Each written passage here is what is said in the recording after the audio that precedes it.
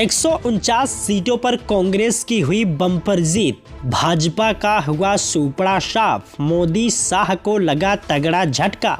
दरअसल आपको बता दें, गुजरात विधानसभा चुनाव में बीजेपी, कांग्रेस और आम आदमी पार्टी गुजरात में सर्दी के मौसम में भी सियासी पारा चढ़ाए हुए हैं। गुजरात की राजनीति दशकों से नरेंद्र मोदी के इर्द गिर्द घूम रही है, लेकिन एक वक्त था जब पत्रकार से राजनीति में आए माधव सिंह सोलंकी गुजरात की राजनीति की धुरी हुआ करते थे। उन्होंने गुजरात में एक नहीं बल्कि 2 बार एक थ्योरी से जीता। इस थ्योरी को खाम कहा गया, जिसके बारे में हम आगे बात करेंगे कि आखिर यह क्या है, इस वक्त क्यों चर्चा में है।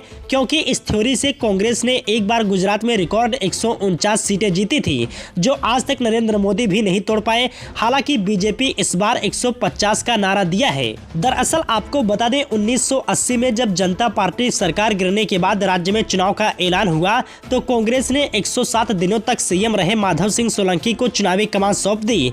वो एक जाति समीकरण लेकर आए, जिसे खाम थ्योरी का नाम दिया गया, जिसमें के का मतलब था छत्री, यच का मतलब हरिजन, ए का मतलब आदिवासी और यम का मतलब था मुस्लिम।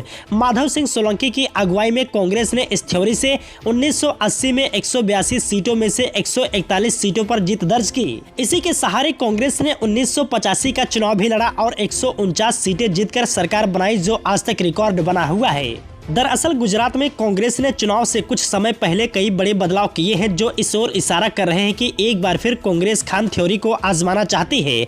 जरा देखिए, उन्होंने नेता प्रतिपक्ष को बदला है और पाटीदार परेश धनाड़ी को घटाकर आदिवासी सुखराम राठवा को लेकर आए हैं।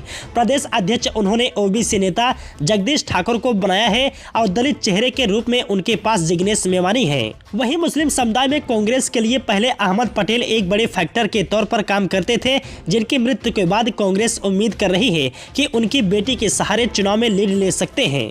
हालांकि इसमें असदुद्दीन ओवैसी कांग्रेस के सामने आ सकते हैं, जो इस बार गुजरात में चुनाव लड़ रहे हैं। लेकिन शायद कांग्रेस ये मानकर चल रही है कि हमेशा की तरह बड़ी संख्या में मुस्लिम समुदाय उन्हें ही वोट करेगा। हालांकि इस सब में एक सवाल और है कि जिस थ्योरी की बात कांग्रेस के लिए की जा रही है, उसके सहारे वो कितने वोटों के साध सकती है और वो कितनी सीटों में कन्वर्ट हो सकता है, वो कितनी सीटें में कन्वर्ट हो सकता है, वो तो ऊपर हम आपको उदाहरण दे चुके हैं। वहीं आपको बता दें, कांग्रेस गुजरात में 27 साल से सत्ता से दूर है और वापसी की पुरजोर कोशिश कर रही है, जिसके सामने मजबूत बीजेपी है, जो प्रधानमंत्री नरेंद्र मोदी के गृह राज्य में उनके और अमित शाह के सहारे एक बार फिर जीत तक पहुंचना चाहती है और 150 पार का नारा दे रही है। गुजरात में कुल 182 सीटें हैं, जिनके लिए इस बार कांग्रेस और बीजेपी के अलावा आम आदमी पार्टी और असदुद्दीन ओवैसी AIMIM भी किस्मत आजमा रही है।